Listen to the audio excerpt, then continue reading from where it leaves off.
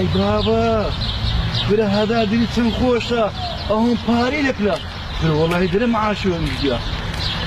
اي قوصة معاصم من قدية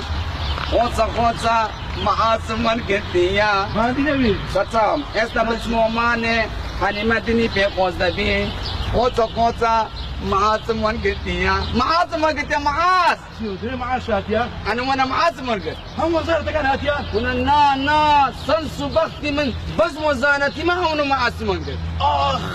التيف شانسي نبت يا اشتردك ايلو ايمانات كنا بابا تسوان اتو تصبت سايوه كاكا اتو وما كتوى امسامو بنفس بس تساوى كم وتصبت سايوه اتو تيم والله شمس ديا وي بابا نو بوخوا وبزانم اتو امن بتساوى است بتسمو ما نتزامو فانا نامني كاكا نو عسودي دبان معاصم قلت يا معاص قوتا معاصم قلت يا خوش جنب زرت غير خوشة قوتا است بتسمو ماني هاني مدني بوباني خوز نبيتين وي الله شانسة وين معاصم قلت يا معاص وين حنيمة استن بزاني دنت قوصة حنيمة قوصة معاصم قلت يا قوصة معاصم قلت يا استن بتسمو ماني حنيمة دني في خوز نبي والقباني بمقبا معاصم قلت يا معاص وين معاصات يا معاص قوصة معاصم قلت يا استن بتسمو ماني حنيمة تساوي باني دكا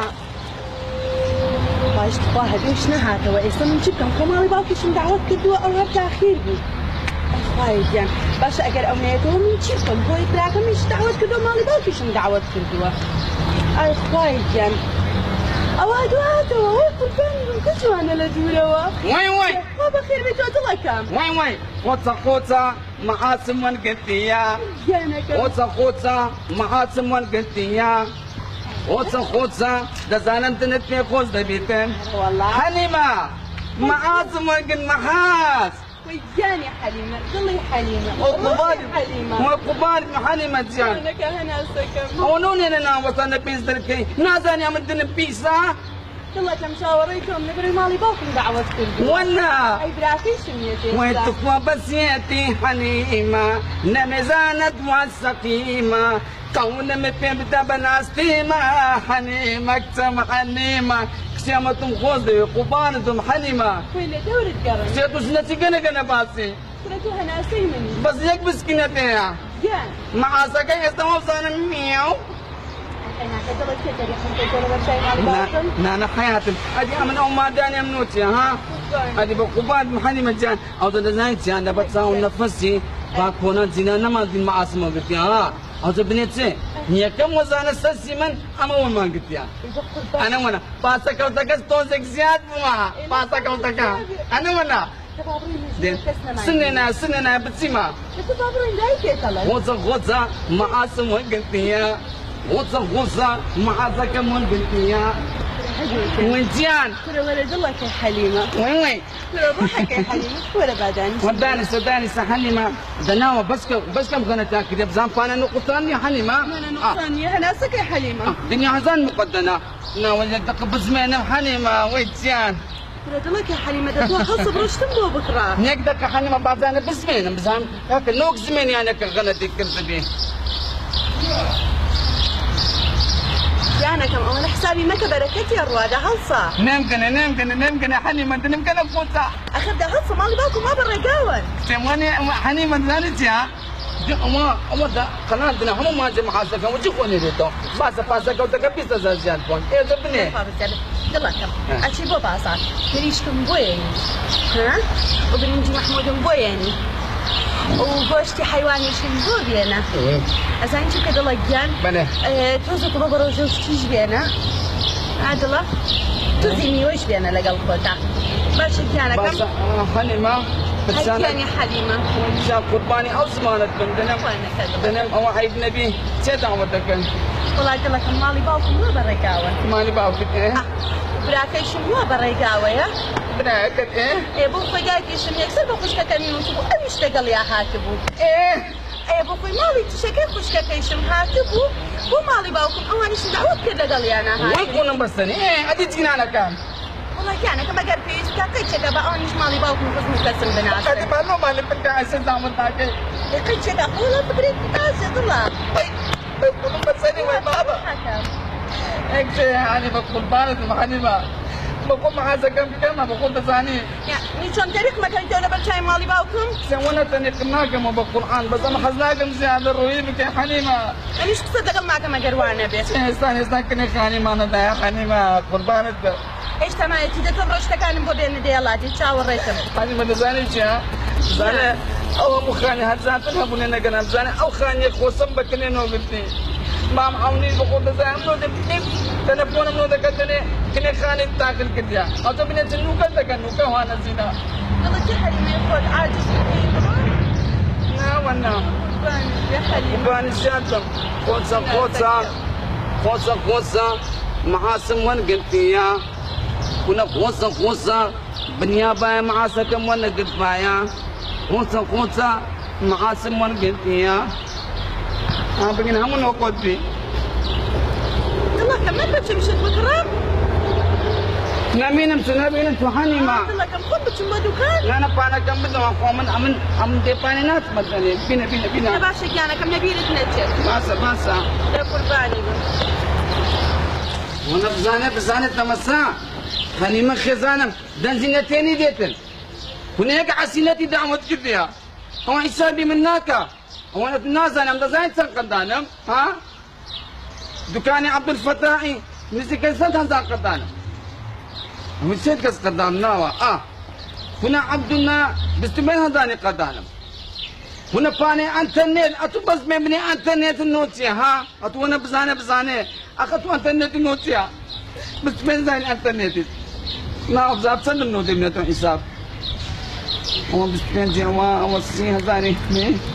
وي باب انه تنها او ده هزانه نوتي من توا او زوانا بتبتي عوني فان دام يكون بسني او زعما زوانا كنا كنا خاني وزوات ها هادو او نو كنا خاني او نو ما قتاكن كنيا اكنو اسامي فكنيناكا اما فكين كريتشينا ايا ور خدايا حتى كش من ونزانه تك خدايا هوانا ذاتك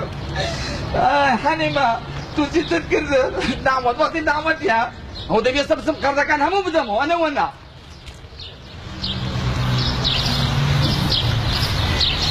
وين كنت بسني هدو وين هسد بسني هدو فنمو زانا حنيمة سنة من كد فنمو دهزان ما ودهزان بس يسمن سبنا ما اوي عوني فانداني دهزان النوم إذا سيقسيني باوناكا او هذا كنت نبنو دلنا ماني ايا ما كودا تبكام باني موني دم باني دكانم دا كنا باني حبو نام دا هزن ما ما كودا تبكام قوتا دنيا باي محاس كنا باما قوتا كنا بنيا باي زني سنينا بايا قوتا كنا بيزني قوتا كنا زني مينن كنا دوان وسي من تاني دي هوان هدو او طريق الكل مال شاي مالي باكم الحياة بردم باش كاش تكان هدو قصتك الله كم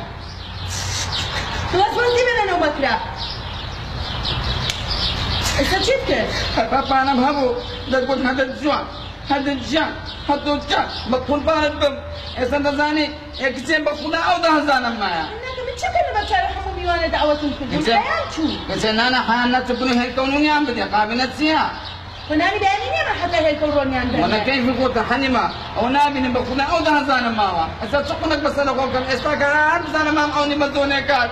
وأنا حقهم يبرد دبلي كبر. وأنا بديناك. ويكون اللبساني هذا كون اللبساني. السلام عليكم. وعليكم السلام ورحمة الله وبركاته وبخيرنا مام أوني. هذا أخوي. ستساوم. كده خير عسل خديها. قلت لنا مام أوني. فباني هذا تساوم بو خداي. أو ده زال لك معايا. هذا من وين أصل؟ كده خالك أبو عاصل ذكر. جناب بشكر فريدة مدني مام أمني خواكا سنبلك خواكا ونبينا وانا فقير المقودة خواكا بجنة منيا أكل جنة لا تكمل لا لا كيف اليوم بني أما قلت كودا إخوة ما لقيناك بأخاري دمير لا هزار عرب ممنوع مخادم بقى زولا قش زولا قش أنا بس أقول نو عندنا كأنا بكم بس نو نكش إخوي بازينا ها ما عمني كودا بيوا ما معوني بس ما يشتري عن خوش بابا خاطر زاني معاشك بشينك أمي إسوا كان المالش من دعوت كل يوم دينار معشي أنا ما له 10,000 زيادة أنا بقول ما عمني وانا ما بس بكم ما هذا خواب قبالش نككا اسماس دكم أو ما جاي حفظ دكم بس ما جاش كدابة الحمد خير كان داني وانا أنا ما قام عفوا دكي أو ما جاي حفظ دكم بس ما جاش كا